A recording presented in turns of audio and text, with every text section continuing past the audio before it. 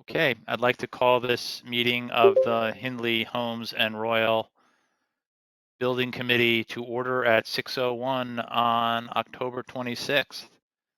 First order of business is to approve the minutes of the meeting from October 19th. Can I get a motion to approve those minutes? David Martin moves, Jamison Riley seconds. All in favor? Aye. Great. Next would be public comment. I see we have a number of folks from the community logged into the Zoom. As we did last time, would ask people to identify themselves and please keep your comment to no more than 2 minutes. Is there anybody who wishes to speak publicly? It looks like Richard Grimm would like to speak first. Go ahead. Yes. Can you hear me? We can. Great. So good evening, Richard Grimm, 11 Lake. Thanks for your consideration at last week's meeting and for weighing our concerns. We did send you a follow-up letter just so we could detail those continuing concerns more efficiently than just in public comment. I'll touch on a couple concerns. First, Service Road, we would like for you to question its need as you consider the overall design. The garbage pickup works fine today. We did hear last week that 360-degree fire access is best practice, but really at what cost? We don't have that at Darien High School. And interestingly, to gain that at DHS would involve building through a sloped tree-lined section of that property over by the gym and tennis courts. So really a lot of similarities, and that was clearly avoided. And I would be very surprised if fire experts were concerned about access to homes or DHS today. So really don't believe that to be a necessary change. And it does seem like that road would be primarily about construction access. As we articulated, we believe the financial and environmental costs outweigh the benefit. Last week, it was also made clear that the service road only compounds the stormwater runoff and potential for flooding. A lot of that happens already by moving the homes building so far north through the tree line and over the steep slope, requiring a lot of landfill. That building would sit today where the natural water runoff actually occurs, and we're not aware of any 30 erosion seconds, or Mr. Grimm. runoff issues. We all know how challenging and costly it is to reroute natural water runoff. The other thing is the NCA layout study commissioned by the Board of Ed last year does not extend the building north, yet gains the same net square footage. It would seem other alternatives would avoid all of these issues, would avoid adding all this incremental impervious surface. So it would encourage reconsidering that. And then the stormwater runoff basins, these are really just questions to register for KD&G. Are we right Okay, to think time. there's no trees? Okay, thank you for your consideration.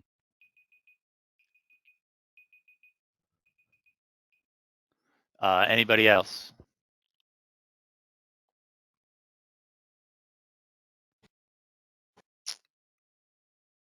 Mr. Lindell. Hi there, can you hear me okay? Yes, we can. Great, thank you again. It's John Lindell, 7 Lake Drive, which is the property most adjacent to homeschool. I do want to thank you again for your quick turnaround and reaction to our first letter, especially the parking lot that would be immediately north of the school.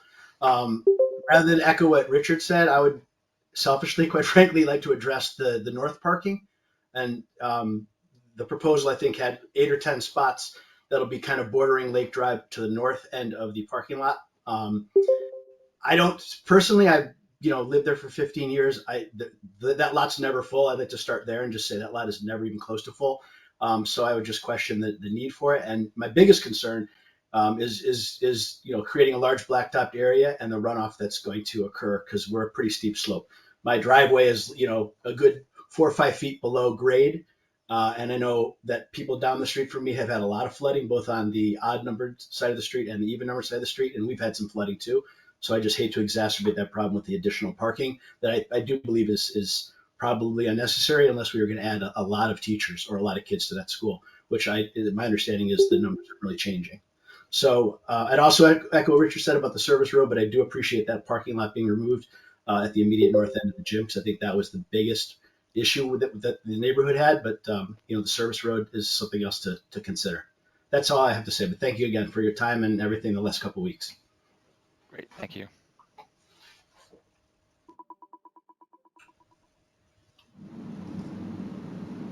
Anybody else?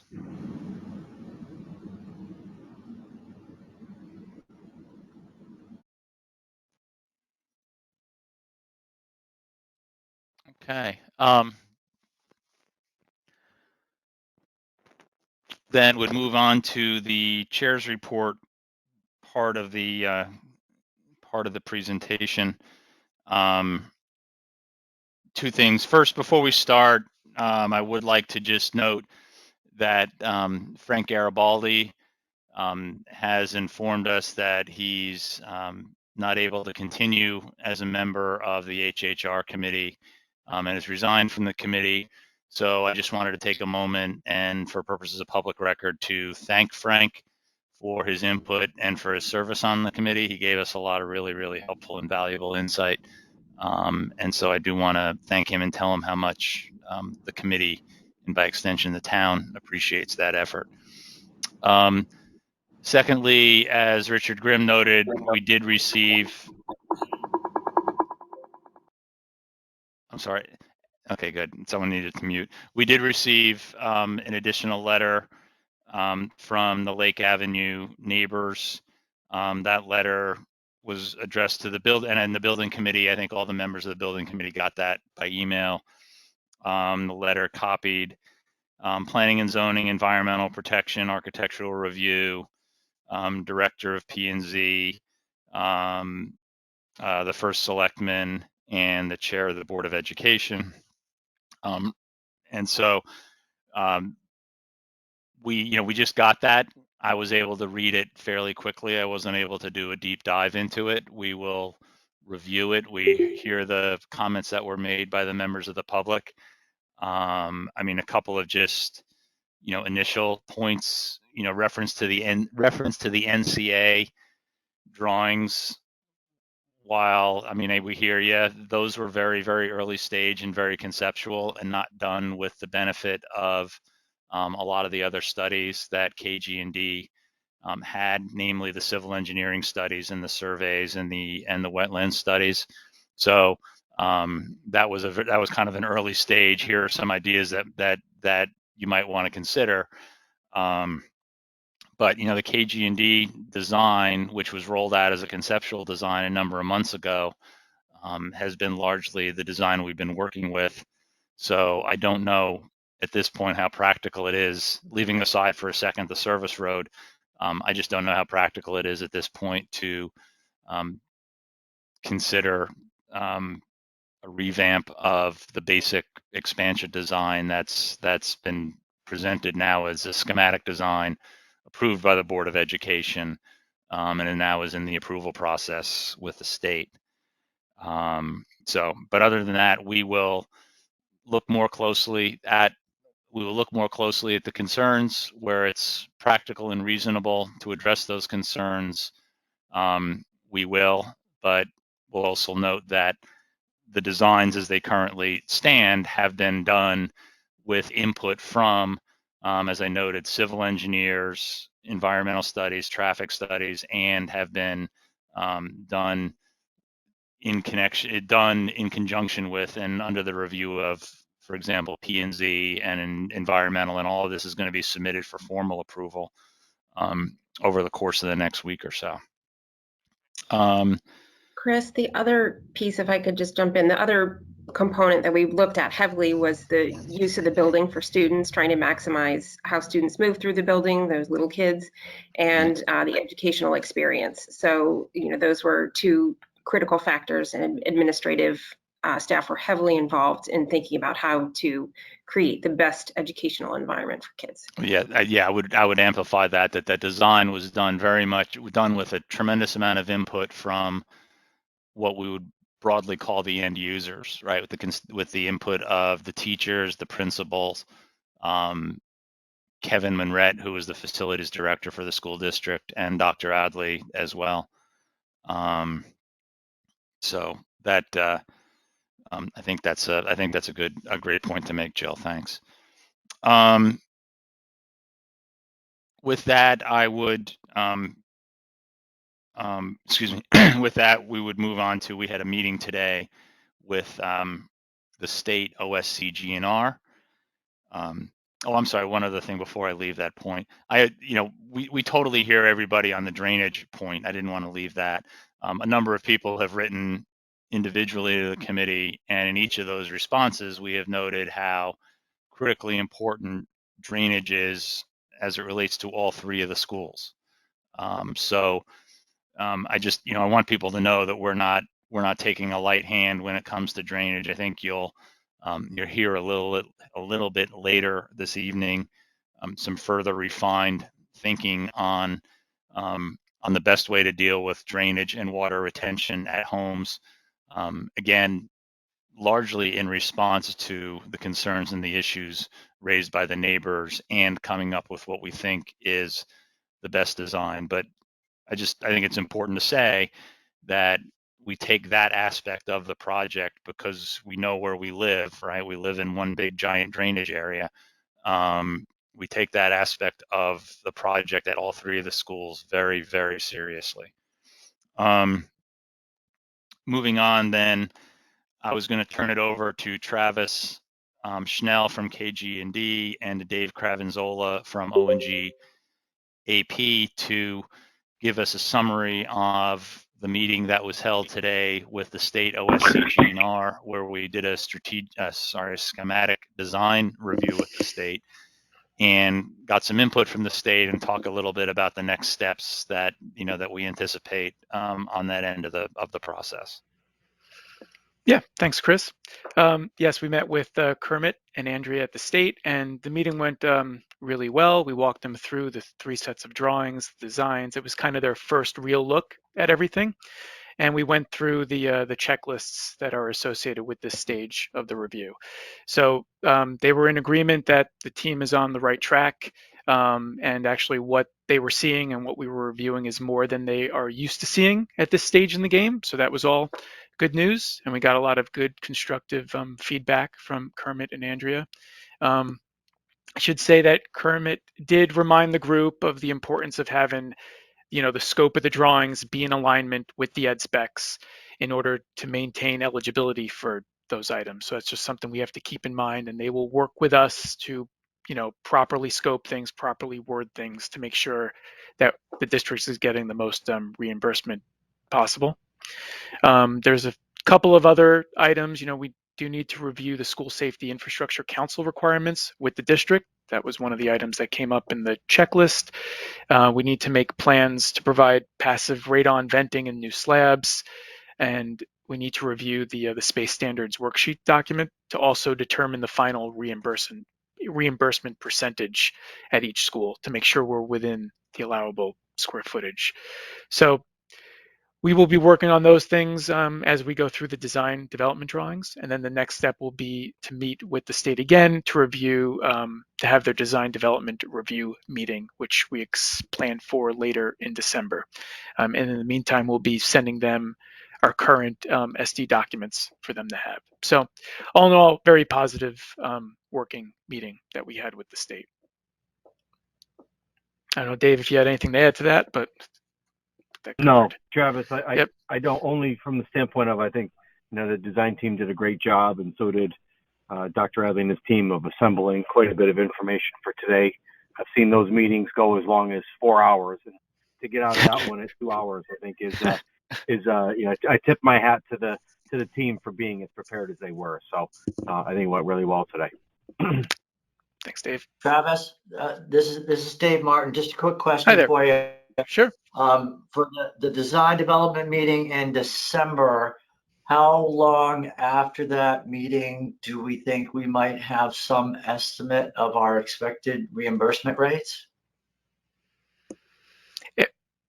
Well,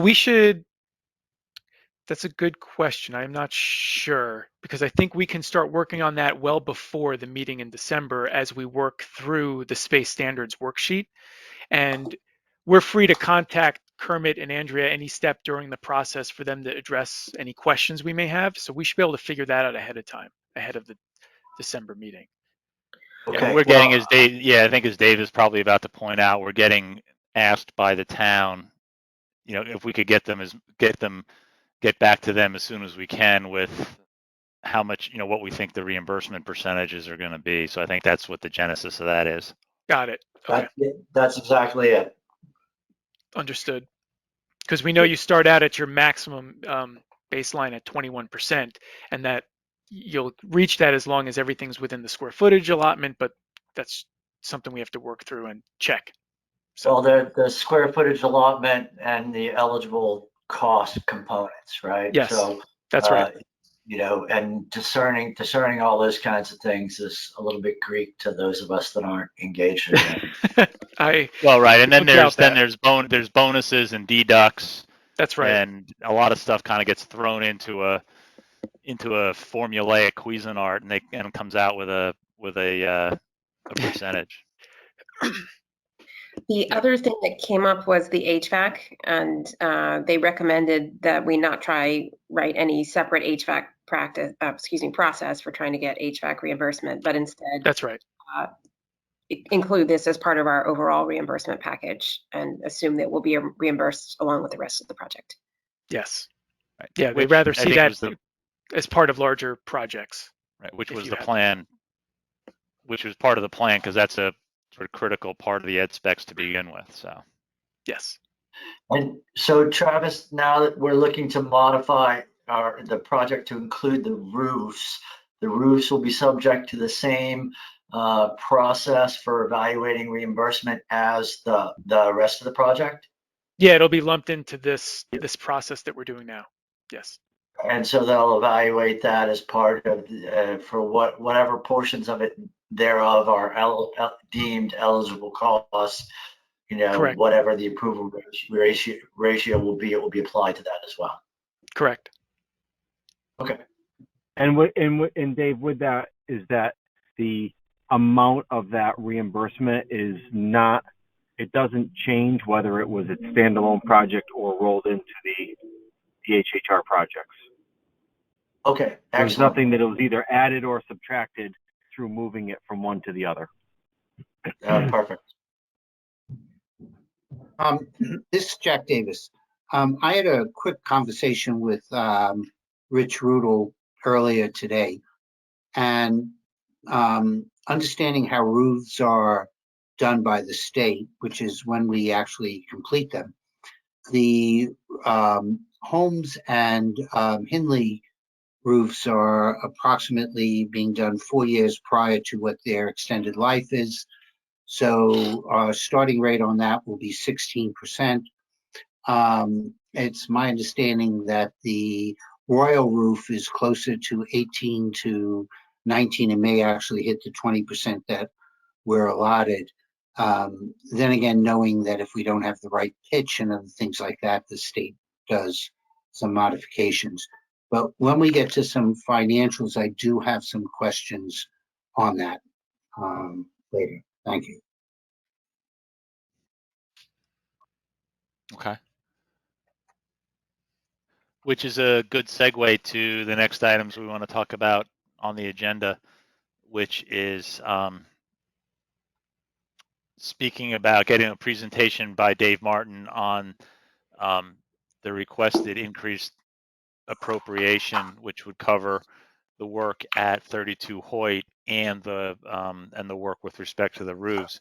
But I thought what would be useful, because it ties so closely into it, and is also, I think, again, further attempt to be responsive to the concerns of the neighbors at the homeschool, that there's been a bunch of further thinking and refinement on how stormwater detention should be handled there.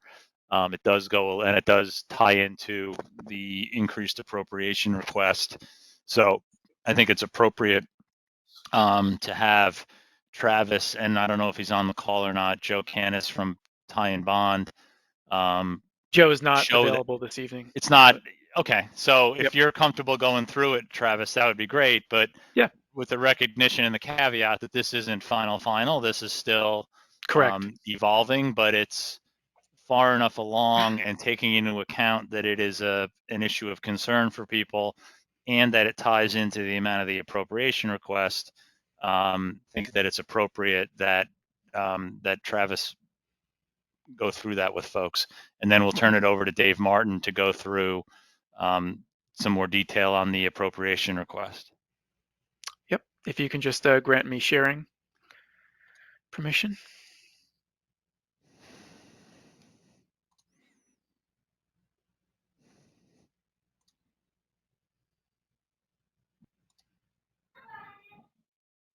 I think you're on mute, Sarah. It looks like I got it. Let's see.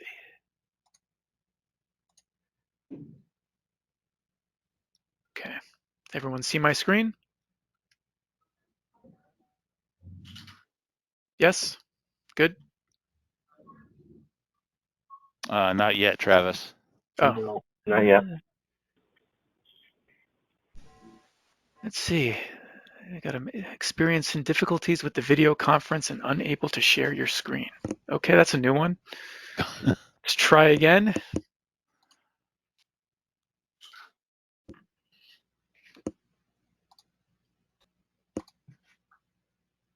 Travis, is it not allowing you? I have made you the presenter. Okay, let me try again. Yeah, it's letting me select the screen, which is normally the case. Got the green box around the screen. Here we go. Okay. Yeah, we can see that. You see that? Okay, great. Thanks, sorry. Okay. So we did hear the neighbor comments, and that had Eric and I thinking on how best we can go back to the engineer and ask how we can redo the storm management. And so we know that, on some at the other campus, one of the other campuses, we're using underground infiltration bins to store the water in. So we're like, let's go back to here, see what we can do with that approach to remove everything from the woodlands and not drain water into a basin there. So in this approach, you see highlighted here in yellow, we have proposed infiltration system that's buried, what do we got, about 14 feet underground. And that's where all the storm drainage now goes to and percolates down into the soil. You can see that there is an outlet here that is an overflow outlet, and all the other pipes are leading to this detention. So it eliminates a huge amount of work in the Curtis property bordering the neighboring properties. So we think this is a good compromise and a good approach to mitigating the stormwater impact on the site. And as of now, this is what we are submitting to P&Z because we have a submission this week and we need to get them material. But depending on where the direction the committee wants to go, we can always reevaluate that and amend our P&Z submission. But this handles the same amount of water for 100-year storms that we were previously handling with the detention basin that was partly in the Curtis property. And it also minimizes the grading effect going down into the Curtis property. And Travis, just to try to close the loop on one of the other concerns that had come up, not from the Lake Drive neighbors, but from the we'd gotten a letter from a few of the folks over on Phillips, and I believe Mr. Kuntz is on the phone, which was responding to the fact that there's the drain. If you look at your picture, it would be kind of in the Over here? yeah, and where that does Okay. that does the revised design that you're describing help with that at all, or what was the thinking with? And again, maybe it's unfair to do this without Joe Canis on the phone. No, I But don't. I think Joe still needs to evaluate the current conditions here and whether there is a okay. blockage in that line. But that there's really no change into where this was eventually outletting instead of going to this basin that is all eventually piped to these underground units. Because you can see that network of piping goes to this basin and then gets diverted to the new stormwater system here. But So assuming there's not a blockage, or if there is a blockage, that there's a fix for that. right. The water that was always otherwise going into that drain bordering the Phillips neighbors would be taken care of with the new detention, underground detention. Right. Yes, that is sized to accommodate that flow. Great. Okay. Yep. So Travis, Any questions or input from the committee with regard to that? What Travis just presented? yes, I'd like to understand better, Travis. So other than, sight lines, is this from a price effort? How does this compare to our original solution? My understanding was the reason we wanted to use that spot in Curtis because it was a natural place for water to accumulate because it's downhill, and so it was actually the most efficient place to put the drainage. So I'd like to understand the impact or to the project of locating it here instead. Yes, great questions, and that is a good point. This does have a moderate cost increase, but this hasn't been priced fully yet. It does require some additional excavation. We are disturbing, existing asphalt that we do need to dig up, but this asphalt was going to get disturbed when we were removing the modulars anyway and doing construction work. So we'll have to see how that turns out. But there's definitely some added costs here. We are adding. There's additional structures that need to be placed. So But there's less disturbance in the woods. there's less disturbance in the woods. There's more disturbance adjacent to the buildings, but some of that is offset because there was going to be some disturbance there anyway for construction.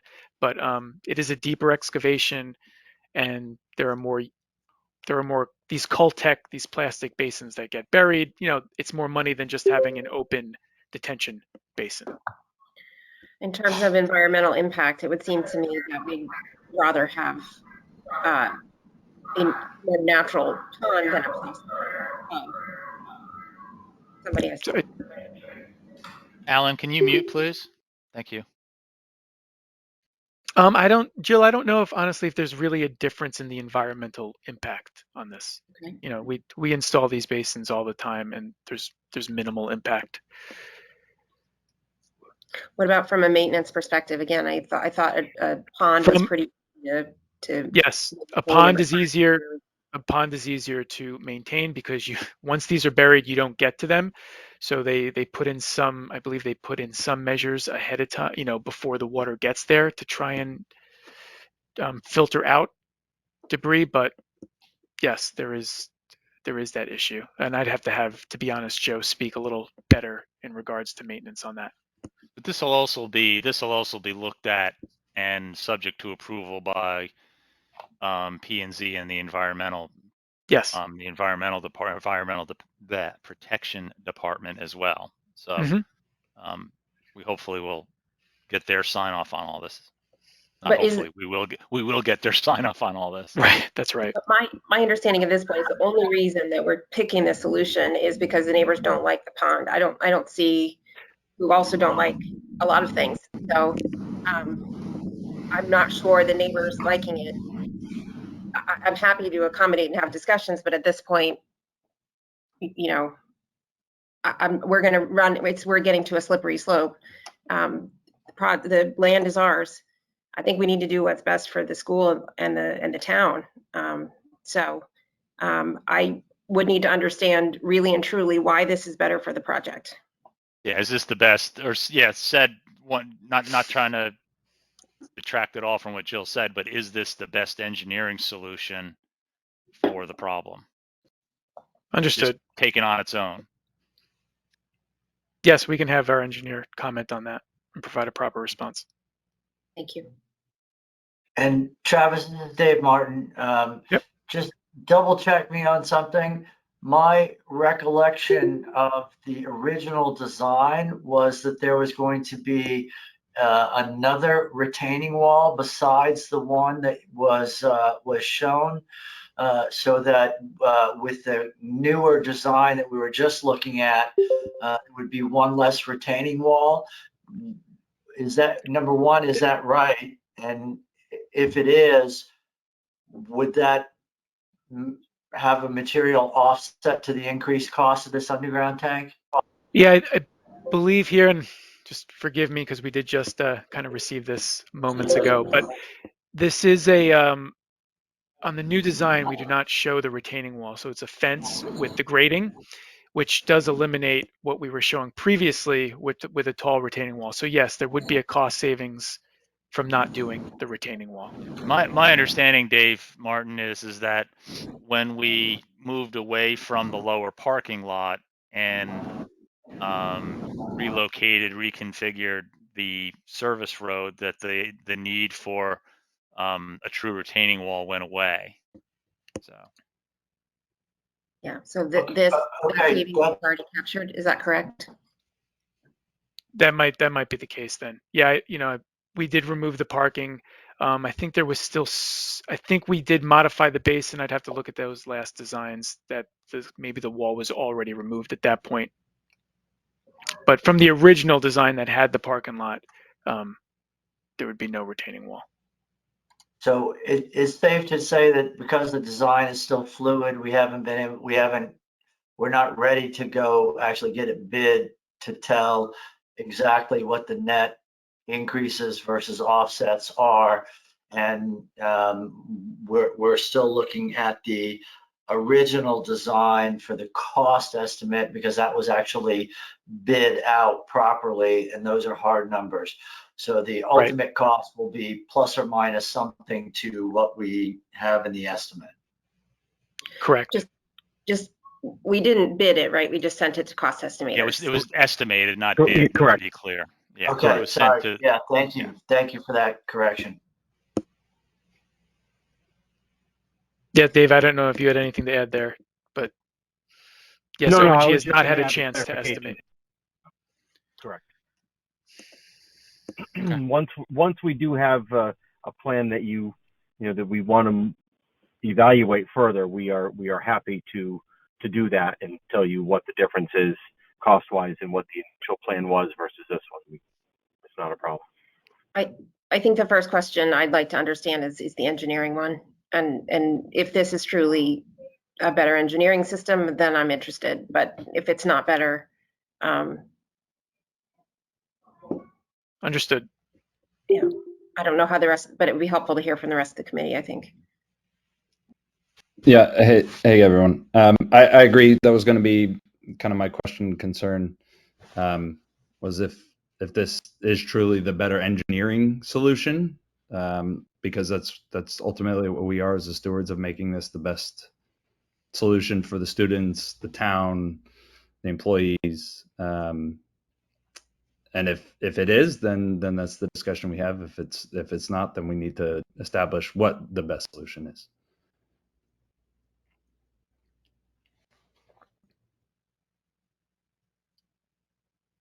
Any other input from other committee members? I mean, I'll give mine, which is I agree both with what Jameson and Jill said. Let's figure out what the best solution is.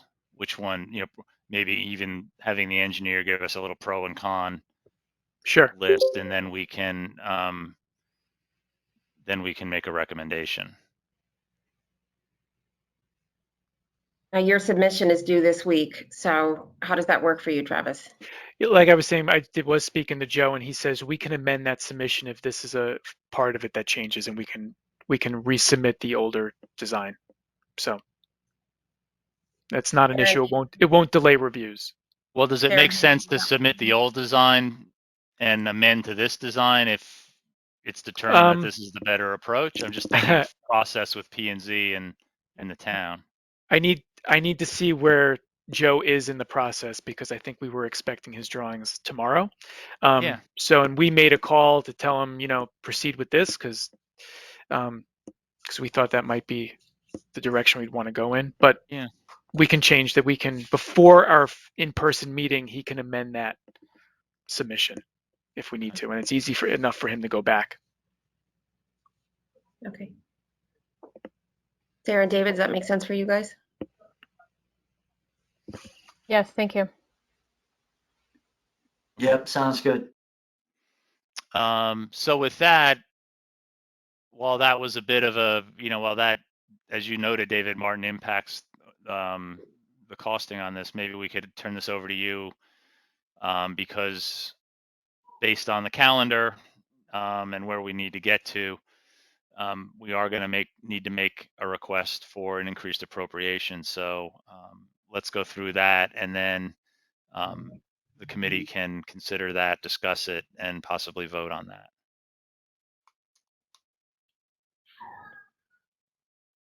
Okay, great. Does everybody have the copy of the sheet that I sent around this morning?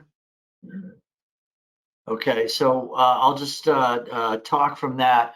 I tried to take the estimates that we got and put them in the most similar format possible to what the original estimates had been.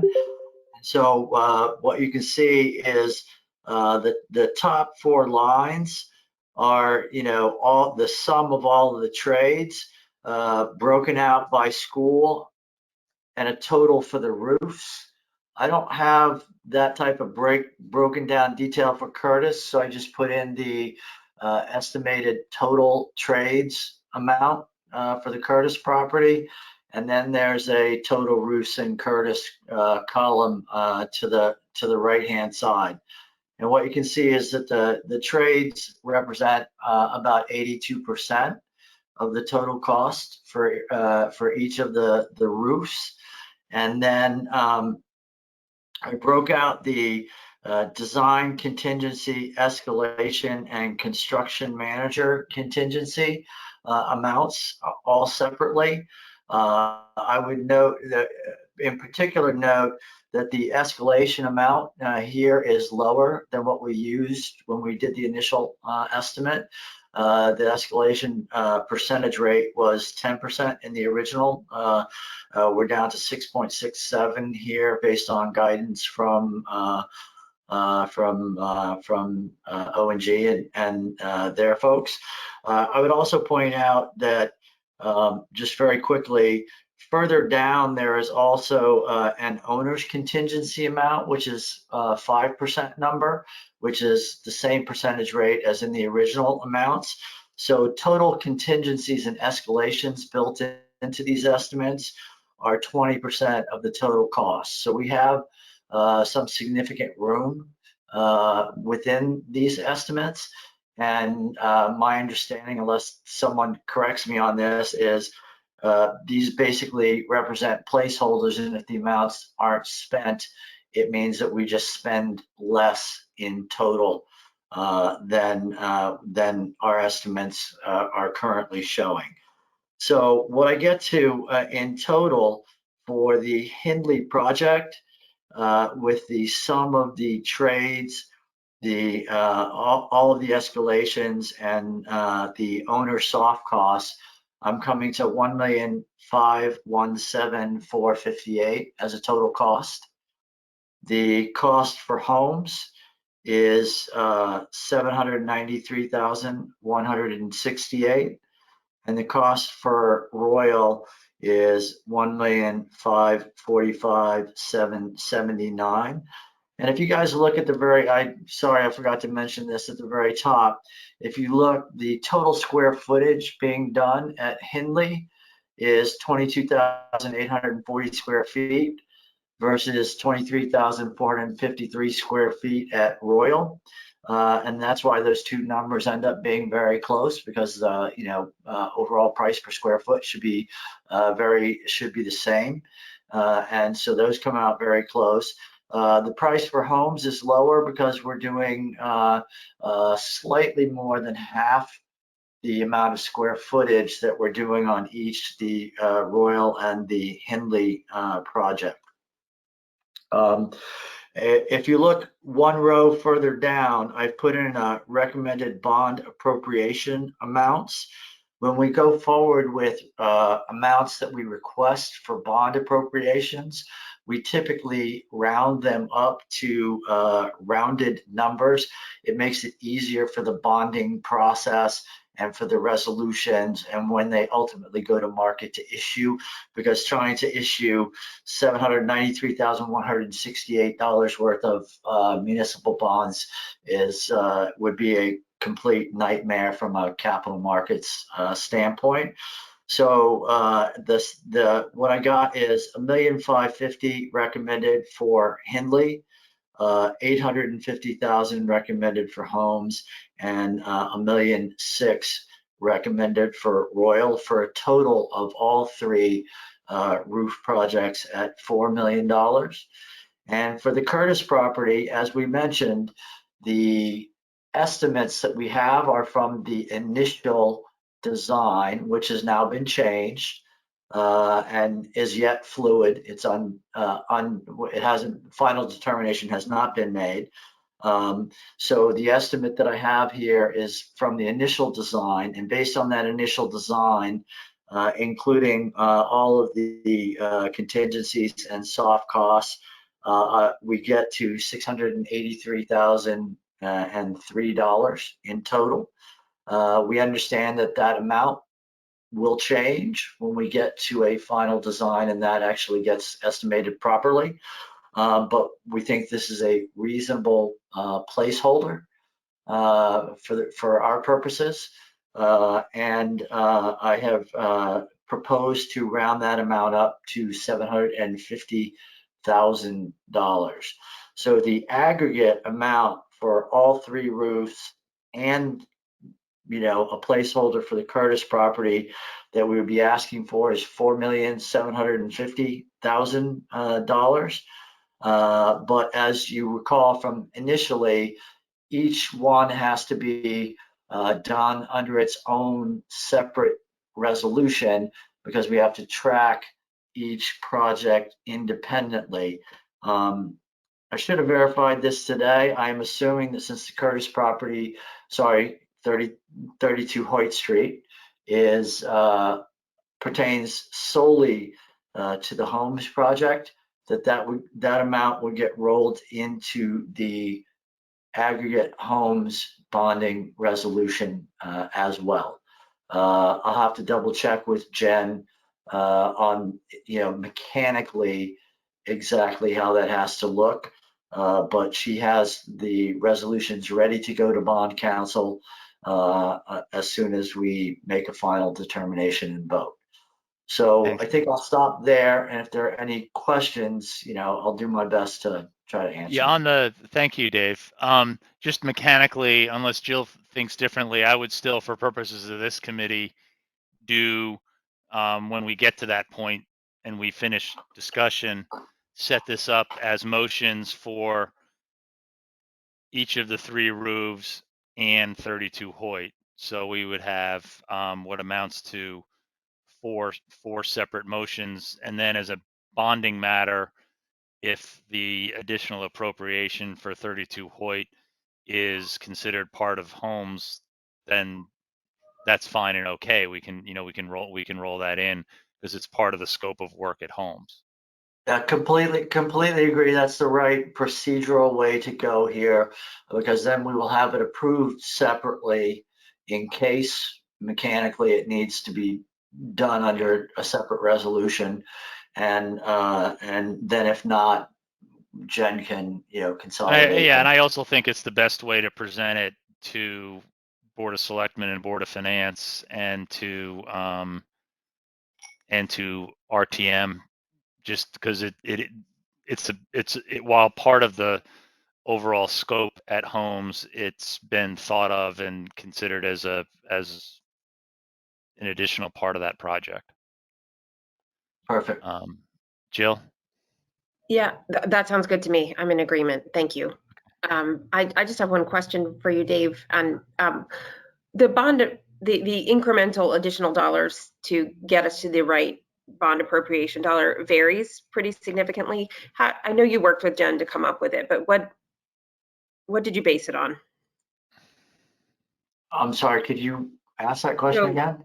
Yeah, so like if I look at the Hanley roof, it starts at 1.1517 and goes to 1.55, whereas an incremental 35, and then whereas Homes, it's an incremental 57,000.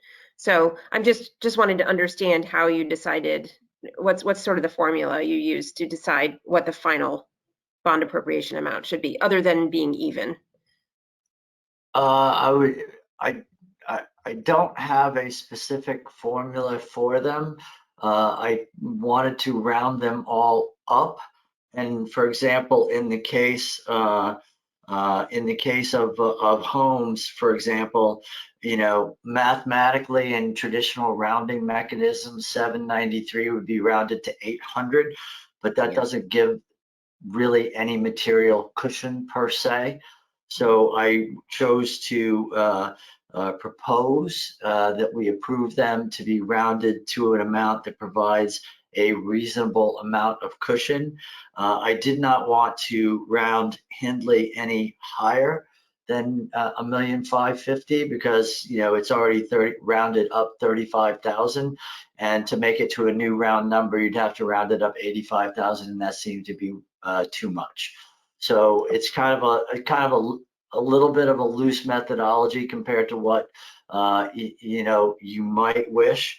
But I was trying to be, reasonable and practical and still provide us with a little bit of cushion.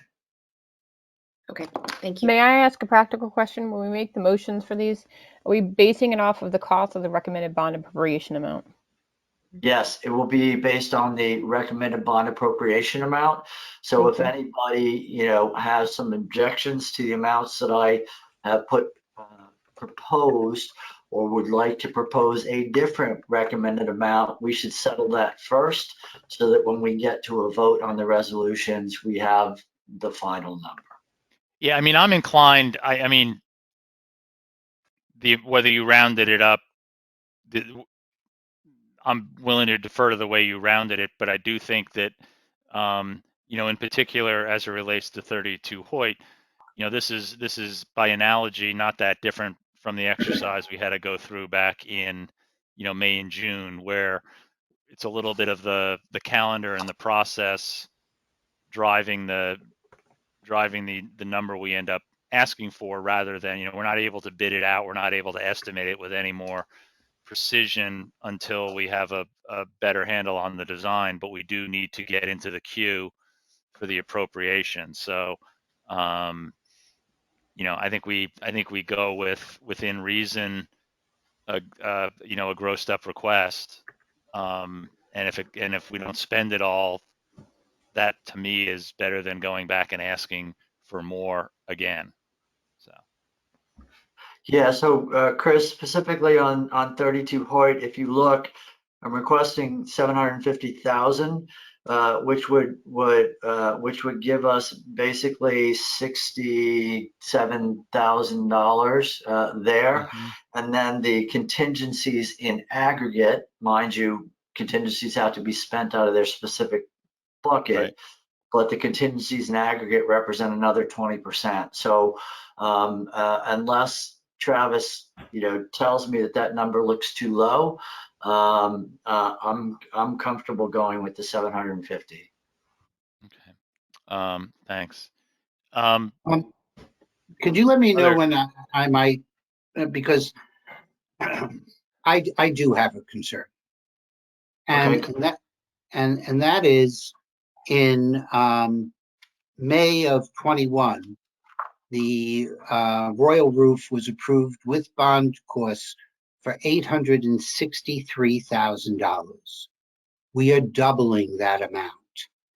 And while I understand that there's a lot of contingencies here, that if this was just a Board of Ed project, would not have been added on. So I don't mind contingencies being added on to the total project, but I'm going to have to explain this. And, even in my committee, people are going to ask the same thing. The 863 debt is going to be retired, but we're going from 863 to almost $1.6 million for the same roof. but it in wasn't a year. But no, I understood. But I think I'm going to kick this to Travis, but I don't think that 860 was for the entire roof. I think it was only a partial, an amount of partial work on the Royal roof. Okay, so I'm going to need that type of information in the executive summary so that when we're going forward, I can explain that to the RTM. And quite honestly, some of the things which I sent over before, and Dave could confirm this, pretty much the Board of Finance are going to be asking some of the same questions. So they're going to need the same documents that Yeah, no, required. understood. And I think, and we'll get that to you. This was, we're trying to do these things sequentially. You know, we're trying to, No, understood. because of the calendar we're operating on, we have to have this committee approve the appropriation request.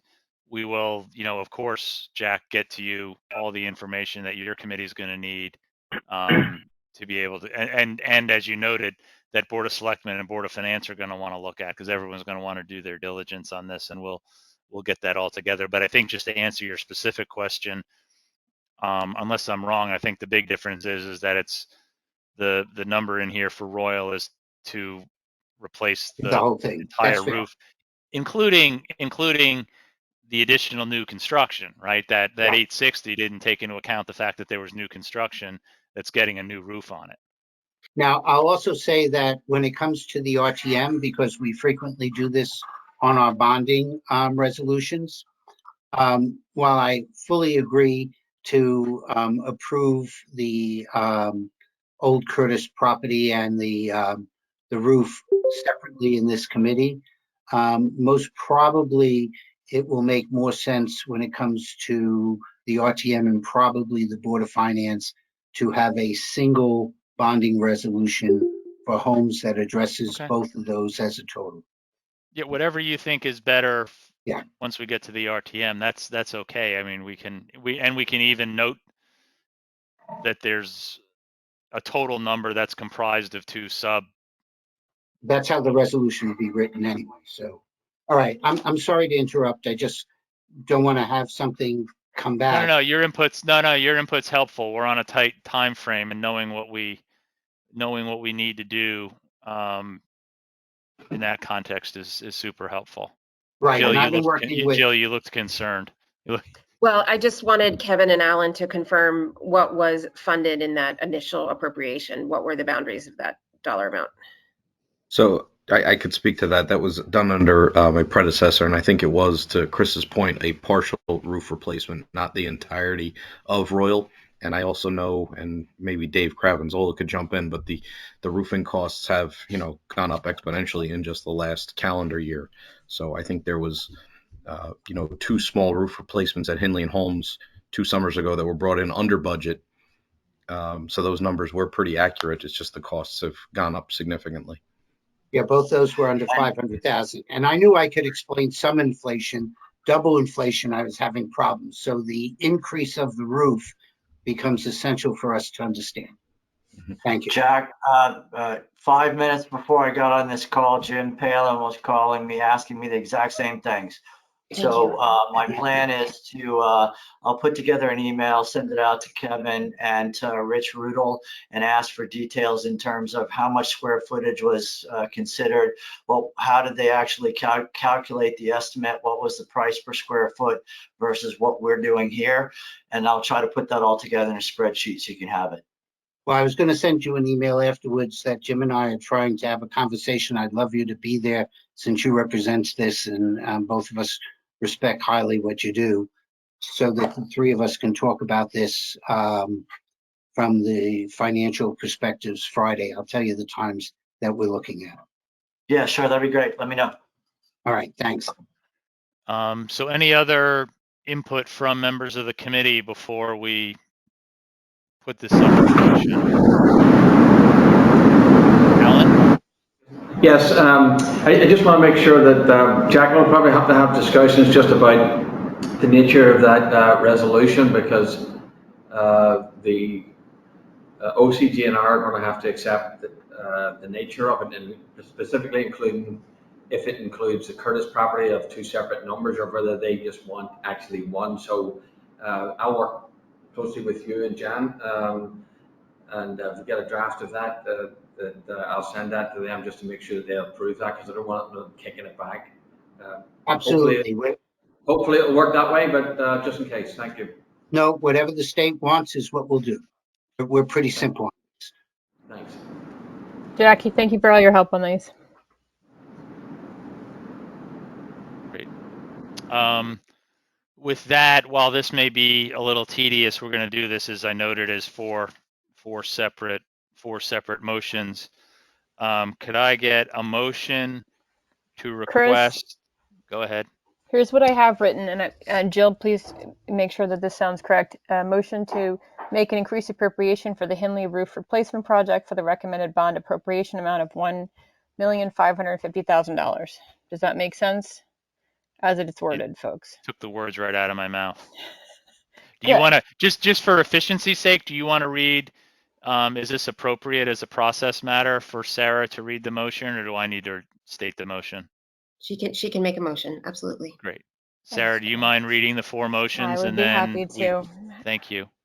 Okay, everyone. The first motion is I'd like to make a motion to make an increased appropriation for the Hindley roof replacement project for the recommended bond appropriation amount of $1,550,000. Would someone like to make the motion? Chris Second. Price, second. I move. Oh, Chris is second. James. Jameson seconds. All in favor? Aye. Thank you. Hang on one second. I have to write that down.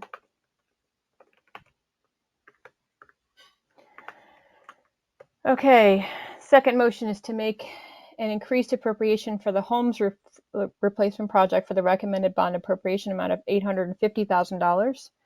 Someone like to make the motion? Jameson, Chris seconds. All in Aye. favor? Aye. Yes, thank you. Aye.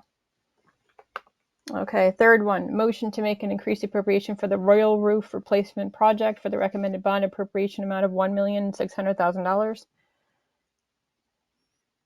Jameson, David Martin, all in favor? Aye. Aye. Okay, last one, motion to make an appropriation for the work to develop and prepare the 32 Hoyt Street property in relation to the homeschool renovations for the recommended bond appropriation amount of $750,000. Chris? Second. Jameson, thank you. All in favor? Aye. Thanks, everyone. Thank you, everybody.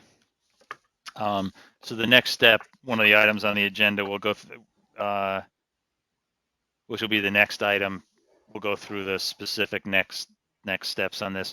I'm going to, I noted it, or Sarah noted it at my request on the agenda as a TBD.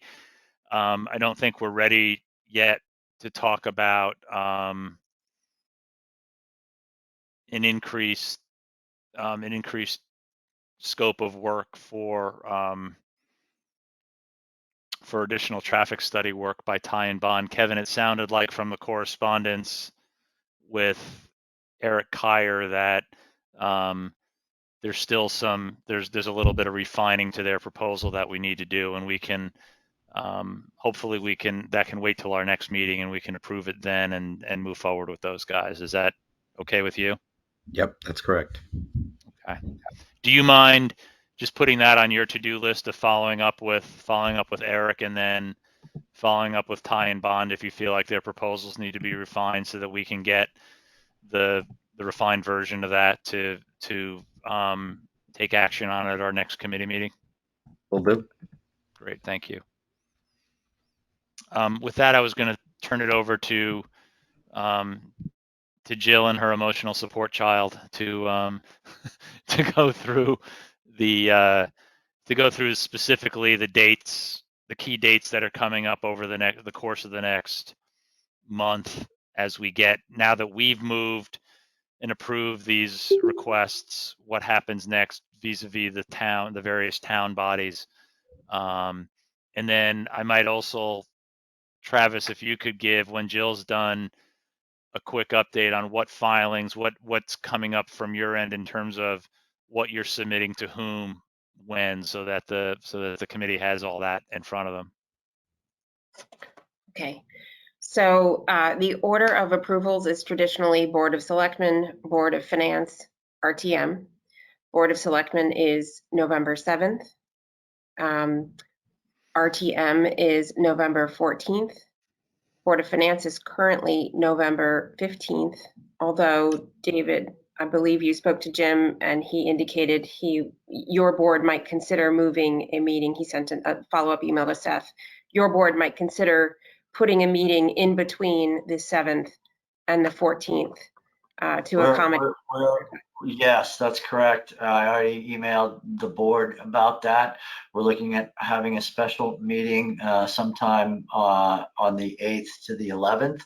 So that'd be in the 4-day window after the Board of Selectmen had met, just in case there was any issues with wording, language, any nuanced thing, because we don't want the RTM to vote and then find out that there was a wording problem and have to try to reconvene the RTM. So we kind of like to get that taken care of beforehand. Thank you. So Board of Selectmen, Board of Finance, hopefully will be fairly straightforward. RTM, not so much, for two reasons. One, just escalating the process, and two, because we're coming right up on an election where the RTM dissolves and reconstitutes. So immediately after this meeting, as soon as Chris also agrees, we have a preliminary executive summary to go to Seth in time for his November 1st rules meeting, just so they have the information. In the meantime, we're going to be scrambling to put together an information packet so that the two committees who will head who will review most closely and then recommend to the full body have all the information they need in the next couple of days, so that hopefully they can meet before, I believe they're trying to do it before Election Day. Jack will jump in just a minute. And then, but anyway, we will turn around an information packet very quickly in the next 2 days. And then with the idea that we would then attend rules on the 1st, or our memo will attend rules on the 1st, and we will appear in front of the RTM on the 14th to get the appropriation. The good news about that, and many thanks to all of the town bodies who will be accommodating us, is that after an appropriation is approved by the RTM, then there's a 10-day window in which anybody can challenge it. So that lets the 10-day window pass before December 1st, so we can have certified resolutions to the state by the 12/1 deadline without anybody having to, we can make the deadline. So we're truly grateful to be able to work with the town bodies on this. And Jack, if I've described anything incorrectly, you'll please make a note. Well, I'm going to add two things in a little nuance. Okay. First, we have to meet before we have to meet on the 7th or before, because what we're going to do is we're going to have the former committee chairs report to the new legislative body what the former committees voted on and approved, so we can bring that forward, as well as having an information package that we can send out. Before the two committees can meet, we cannot meet if we do not have the bond resolution. That has to be fully distributed to the RTM members as well as the two committees. Here's the little wrinkle. I'm going to be speaking to Kate and Wayne tomorrow morning. Initially, the transfer of the Curtis property to the Board of Ed for their maintenance, care, and whatever was thought to be able to be done at the state of the town. However, we cannot approve financial conditions on a property that you don't own, maintenance or care. So that will be done before the resolutions are done on the 14th. That's the wrinkle to the Board of Finance, because while the Board of Selectmen, I believe, have already done that transfer, the RTM will not have approved that. So the Board of Finance will be making their motions, or should, part of what I'll be speaking to Jim on, contingent upon the RTM approving the transfer of 32 Hoyt over to. So that's, as we're trying to get all these things, we want to make sure everything is done exactly so nobody can question anything going forward. So that's what we're all working on. And when are just to put a finer point, when are the meetings of the two RTM committees, education and finance and budget? Or can you call special ones as needed? No, we're going to call a special meeting on that. They're not set up. I'm going to be speaking to Ed Washeka today to determine if we do a joint meeting, because obviously we're going to want as many of you folks to suffer through that special meeting with us. So we are going to need some assistance there. Definitely Kevin will be of great assistance in explaining some of the work that's being done, as well as the architects or whoever else can show up. And so waiting until I know from Jen when she's going to be able to give us that, and then we'll set up virtual meetings for those two committees to go through.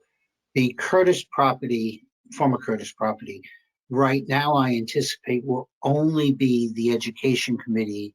F&B will have nothing to do with it because it's not financial in nature. The other one, because it's a bonding, F&B tends Well, how is to, it not? Well, there's an increased appropriation, so how is it not? because the appropriation is dealt with in the bond. And so Okay. that's the next resolution. And on that one, F&B will be leading and education be the secondary committee. But just the transfer of the property is All right. transfer Okay. of the property. Got it. I see. So, I mean, that's what we're trying to work out. Hopefully, if we're meeting on the 1st, and when is your next meeting, on a Wednesday a week from now? We Or have are not you- set that. We need to have that discussion about when our next meeting is. Currently, our next meeting wasn't really slated until November 9th, which is a Wednesday, but we probably should have one on November 2nd, which is next week's. Well, all right. So I may ask you that you might have to change, but depending upon when I can get my committee together and Ed can get his, that may be when we're going to say, hey, this is it, please show up. So Can we, just as a process matter, can we hold one of our meetings at the same time and in conjunction with an education and F&B committee? So I'm just thinking out loud where we could present. No, never mind. I'll stop. I saw Chris, some I saw two very important head shaking no. So I'll just Chris, stop I there. will tell you that is not a bad idea.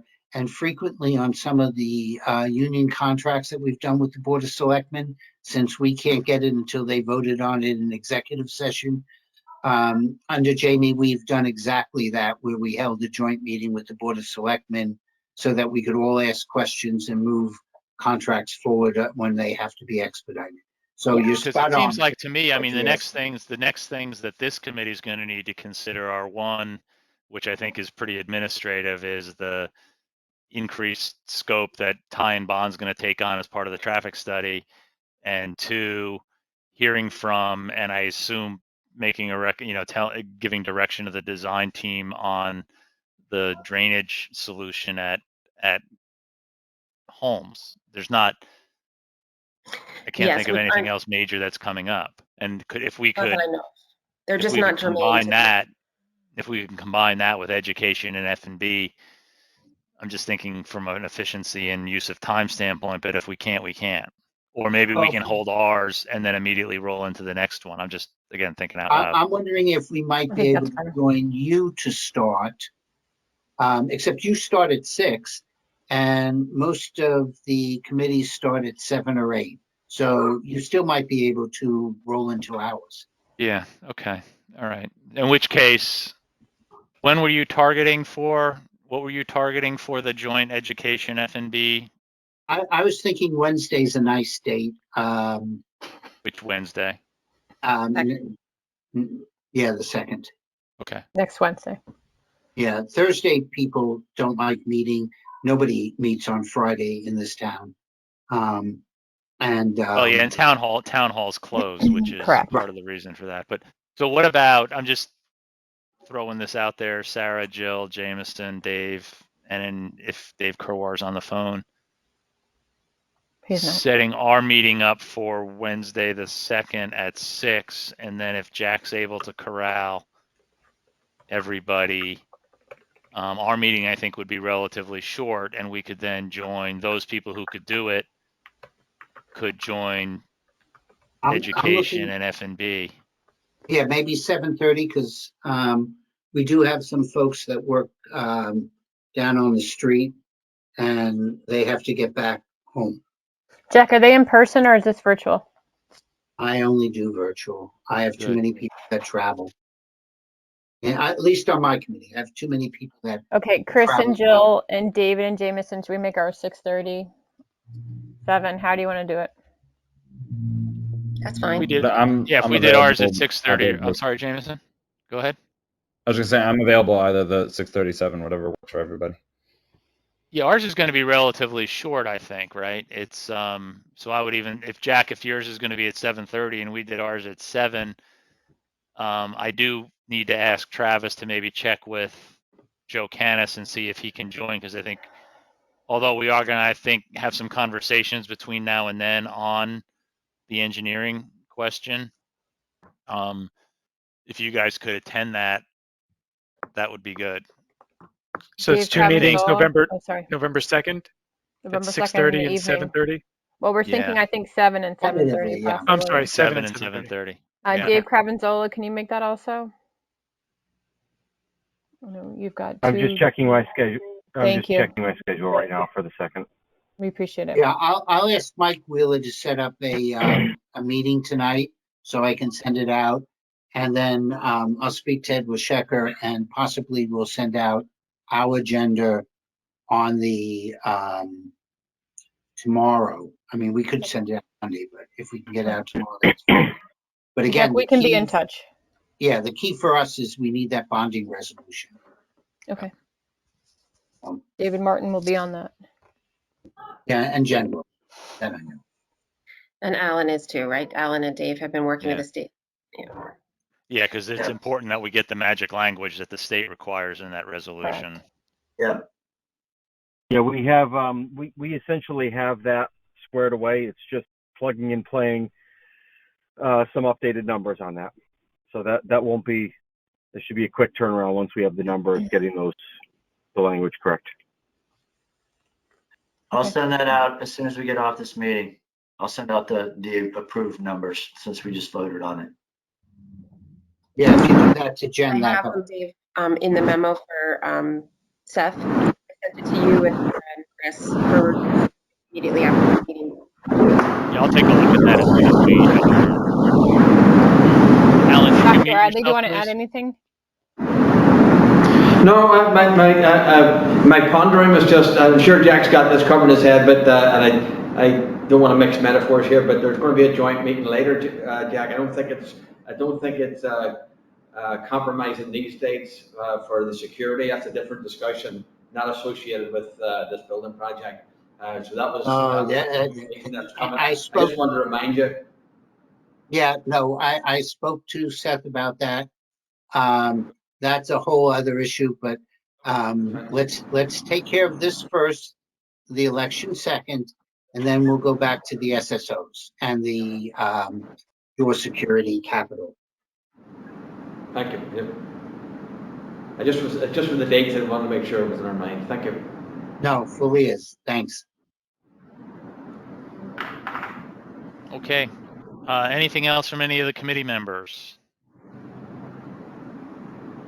Could I get a motion to adjourn? Wait, I think we wanted to hear from Travis about the I'm sorry. dates that he's managing. Yeah, no, you're right. I'm Yep. sorry. Yep. Okay, so P&Z, we submitted this past Monday, Royal and Hindley, and that is set up for a November 15th meeting. And then we are submitting Holmes end of this week or by Monday, and that's for a November 29th meeting. ARB, we met last week. That meeting went well. We have a follow-up meeting with them in December. We just received some comments that were fairly minor. They want us to submit the full landscaping plans, which we now have because they're part of the P&Z submission. And we need to do a little more design work on the entrances so they can review those. So we'll be prepared for that later in December. I don't have the exact date in front of me, so I'll have to check on that ARB update meeting. Thanks, Travis. Yep. Okay. With that, can I get a motion to adjourn? Jameson moves, Jill seconds, all in favor, aye. Aye. Thank you, everybody. Thank you to the members of the public for attending. Thank you, Jack, for your input. This was super helpful. And we will be all talking again soon, no doubt. Okay. Thank you Good all. night, everyone. Thank Night. you all. Have a good night. Good night.